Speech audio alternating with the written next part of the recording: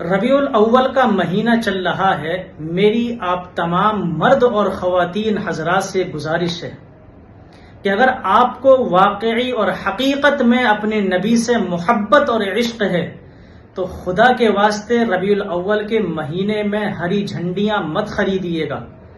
ان کے خریدنے سے کچھ فائدہ حاصل ہونے والا نہیں ہے۔ میں نے مان لیا کہ آپ نے 2-4 ہری جھنڈیاں خرید لیں، ایک چھت پر لگا دی، ایک دکان پر لگا دی، ایک سواری میں باندھ لی، مگر اس سے آپ کا کیا فائدہ ہوا؟ بلکہ ربیع الاول کے مہینے میں 2 کام ضرور کریے گا۔ نمبر 1، آپ علیہ الصلاۃ والسلام کی سیرت کو ضرور پڑھیے۔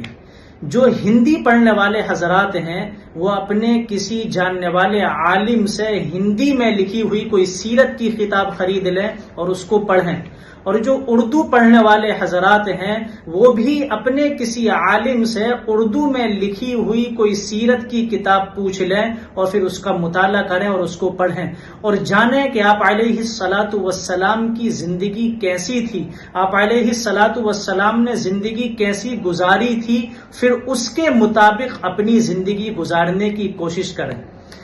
دوسرا کام، جتنا ہو سکے زیادہ سے زیادہ آپ علیہ الصلاۃ والسلام پر اس مہینے میں درود پڑھیں۔